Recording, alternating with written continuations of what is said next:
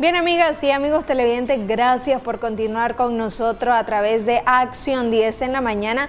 Hoy en nuestro segmento Vida Sana nos acompaña el doctor Javier Bravo. Él es especialista en diabetes. El tema que abordaremos el día de hoy es de suma importancia para usted, amigo o amiga que a esta hora nos sintoniza. Y es precisamente cuáles son los factores de riesgo que podrían desencadenar este padecimiento. Muy buenos días, doctor, y bienvenido una vez más a Acción 10 en la mañana. Gracias, Daniela, una vez más, primeramente, ¿verdad? Darle gracias a Dios por un día más de vida. Y como siempre, pues, todos los jueves vamos a hablar de lo que es diabetes. Los factores de riesgo a desarrollar diabetes.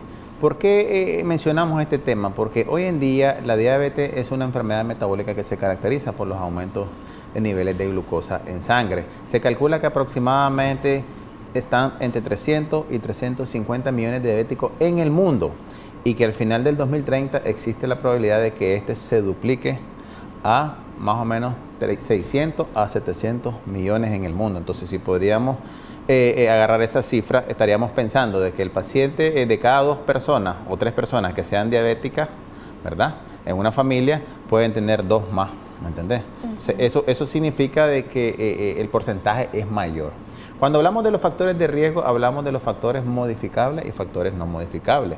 Por ejemplo, los factores que no son modificables es la edad, ¿verdad? Un paciente que tiene más o menos entre 40 y 50 años está más propenso a adquirir diabetes, ¿verdad?, que un paciente que tiene 20, 30 años. Es decir, entre mayor edad tiene el paciente, mayor probabilidad de desarrollar diabetes, pero es un factor que no se puede modificar, es algo que ya el paciente puede adquirirlo durante el trayecto de su vida.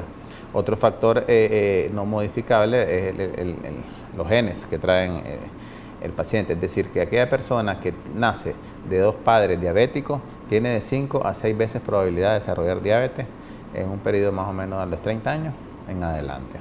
Ahora, siempre en el mismo tema, doctor, existen muchos mitos y realidades con respecto a este padecimiento, y uno de ellos, y que yo he escuchado en muchas ocasiones, es de que dicen de que aquella persona que vive bastante estresada, aquella persona que vive bastante enojada, incluso puede desencadenar la diabetes, o como normalmente le llamamos el azúcar. ¿Es cierto esto o no, doctor? ¿Y cuáles son los niveles normales de la glucosa? Fíjate que esa pregunta es muy buena, porque realmente cuando nosotros hablamos de que la diabetes es ocasionada por ciertos factores secundarios, están precisos esos factores, ¿verdad? Más sin embargo, hay detonantes como el estrés que el paciente puede conllevar a aparecer la diabetes. Es decir, aquel paciente que tiene una vida sedentaria, aquel paciente que fuma, aquel paciente que toma licor, aquel paciente que no hace ejercicio, aquel paciente que tiene aumento de colesterol y triglicéridos, inclusive aquel paciente que tiene un aumento de la circunferencia abdominal. Entonces, ese paciente recibe una mala noticia o tiene una situación estresante, todo eso puede conllevar a que la diabetes aparezca. Entonces viene el paciente y dice, a mí lo que me pasó fue de estrés, pero ¿qué sucedió? Que tiene factores, que es lo que al inicio mencionamos, factores que son modificables para evitar que aparezca la enfermedad. Entonces, cuando nosotros hablamos de eso como estrés, pues habría que analizar meramente si el paciente pues hace lo contrario. ¿Qué es lo contrario? No fuma, no bebe, hace ejercicio, come saludable, es una persona delgada. Entonces habría que analizar qué otra cosa le está ocasionando la enfermedad. Influiría también, además, como ya antes mencionaba, en este caso, la edad. Es decir, una persona que ya está avanzadita de edad, arriba de los 40, y que ha llevado una vida bastante estresada, bastante preocupada, está más propensa a desarrollar enfermedad. Exactamente. Lo que me preguntaba, ¿cuál es el rango normal que podemos encontrar en un paciente diabético? Normalmente, un paciente sano tiene que ser menos de 100 en ayuna. Cuando ya aparece de 100 a 126, es que algo nos está diciendo que ese paciente está teniendo trastorno del metabolismo de la glucosa. Hay que darle seguimiento, hay que verificar cuál es el factor de riesgo que lo esté conllevando a un aumento del nivel de glucosa. Entonces, es ahí donde uno tiene que analizar. Porque hoy en día la importancia del tema es buscar aquellos pacientes que aún no han sido diagnosticados, para evitar complicaciones a futuro y evitar pues que se desarrolle más la pandemia que hoy en día vivimos, como es la diabetes. Si tú te das cuenta, en algún X sector que vos miré, hay bastantes pacientes diabéticos. Y ya es común que te diga, a mí me detectaron diabetes, a mí me detectaron azúcar, yo tengo tal cosa, me apareció una lesión en el pie y aparecí con azúcar. Entonces, si nosotros comenzamos a analizar cada paciente, ¿verdad? O cada persona, hacerse sus exámenes de glucosa tempranos, podríamos evitar que ese paciente desarrolle la diabetes. Ahora, doctor, una vez que aparece la diabetes, ¿no se puede eliminar? No, prácticamente cuando estamos en etapa de prediabetes, que es cuando estábamos hablando de los factores de riesgo, tratamos de quitar o reducir todos aquellos factores de riesgo. Le introducimos dieta, ejercicio, le cambiamos el estilo de vida, entonces ese paciente puede regresar a sus niveles de glucosa en rango normal. Pero cuando ya tiene factores de riesgo y ya hay daños, digamos, a órganos como el riñón, la vista, o meramente ya presentan una neuropatía diabética, estamos hablando que este paciente quizás ya lleve de 2 a 3 años atrás de estar presentando niveles de glucosa elevados y nunca se chequeó. Simplemente notaba que venía aumentando de peso, ¿verdad? Notaba que el colesterol se le elevaba o notaba cualquier factor que te indicaba un aumento de la glucosa. Inclusive pacientes que tienen manchas a nivel del cuello, que se conoce como acantosis negra, ese tipo de mancha es orientativo de que ese paciente tiene trastorno del metabolismo de la glucosa. Y otra cosa importante que acabo de mencionar, en el caso de las mujeres que tienen síndrome ovario poliquístico, que es muy frecuente en la etapa del adolescente. Estos tipos de pacientes hay que estarlo viendo de cerca también, porque pueden desarrollar diabetes también si no se tratan como deben de ser. Ahora, ¿la diabetes gestacional es un factor de riesgo a que posterior a esta etapa ese paciente quede padeciendo diabetes? Sí, es un factor de riesgo.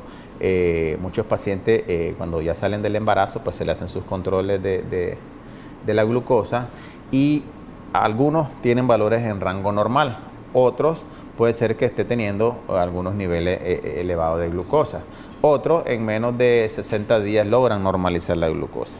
Pero ¿qué sucede? Ya quedó una memoria en el paciente. Si ese paciente no se van anulando, la glucosa no la va captando y va quedando en sangre. Entonces, hay que estar pendiente en esos pacientes, porque también la obesidad puede ser un problema de tiroides o puede ser un problema familiar. Entonces, siempre hay que estar pendiente de lo que es la glucosa en ese tipo de pacientes. Y si hay algo que cuidar es la alimentación para poder prevenir la diabetes también, doctor. Así es, muchos de los pacientes que he visto hoy en día pues no ingieren verdura del todo, ¿no? Cuando uno les dice que tienen que comer verduras, piensan que solo es verdura, sino que hay que combinar lo que son las comidas grasosas, digamos, los carbohidratos con verduras y ensaladas. Es decir, hay que hacer un plan alimenticio de tal manera que el paciente pueda mantenerse en su peso, ¿verdad? Porque normalmente ellos ganan muchos pesos con la ingesta excesiva de carbohidratos.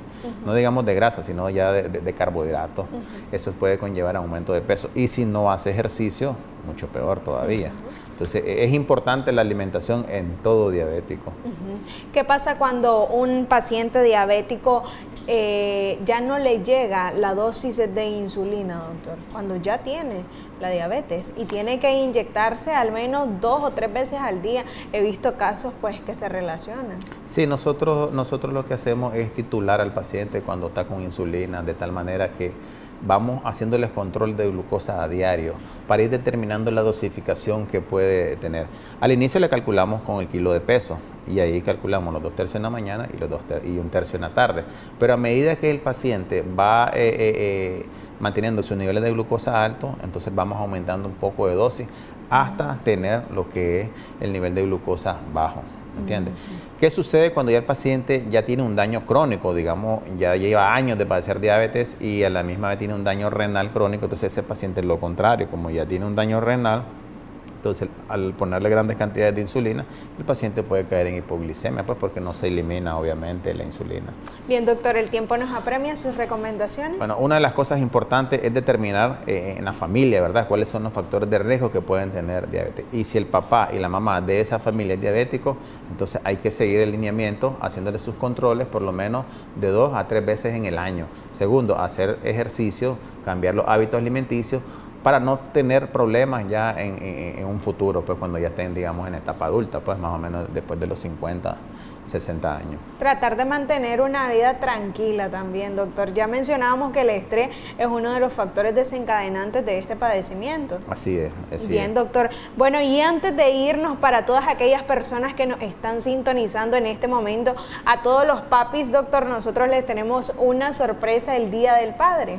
Así es, seguimos manteniendo la promoción, ¿verdad? Todos aquellos pacientes que asistan a las consultas en la clínica automáticamente están participando en la rifa de 3 glucómetros, ¿verdad? Para beneficiar, igual que lo hicimos el mes pasado con el Día de las Madres, con el kit completo del glucómetro, ¿verdad? Que lo vamos a hacer, pues, si Dios quiere, en vivo. El próximo jueves. Exactamente, para darnos cuenta, pues, quiénes son los beneficiados de estos pacientes, pues. Bueno, y en este caso únicamente podrán participar los papás. Así es, los que bueno, asistan a doctor, consulta. a usted, amigo y amiga televidente, pendientes para la rifa que se llevará a cabo esta próxima semana. Muchísimas gracias, doctor, por habernos acompañado una vez más a través de Acción 10 en la mañana, siempre en nuestro segmento Vida Sana, cuidando la salud de cada uno de usted, amigo televidente. Nosotros continuamos con más a través de Acción 10 en la mañana.